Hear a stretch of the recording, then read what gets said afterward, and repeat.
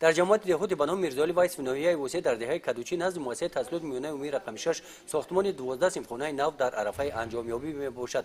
بنای نوی تعلیمی مکتب دو آشیانه بوده با مبلغ گذاری از بودجه محلی ساخته شده از 12 سیمخانه عبارت است. در یک بس 240 نفر خوانندگان را به تحصیل فرا میگیرد.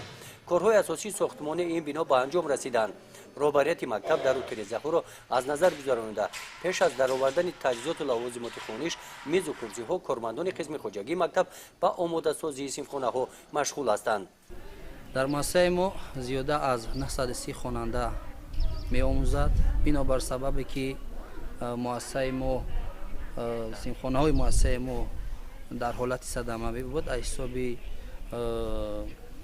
بودجه حکومت ولایت برای 240 جای نشست به ما صنفخانه ساختند و کارکنانی همین مؤسسه که با ما کارخانه ساختند به ما وعده دادند که ما کار خود رو تا سرشوی یعنی که عید نوروز به انجام میرسانیم و ما باوری داریم که بعد ساختن این صنفخانه ها کار صفت تعلیم تربیه رو چقدر بالا میبرداریم. بنای پیشینه مکتب سالهای 70 عصر گذشته ساخته شده یک آشیانه است.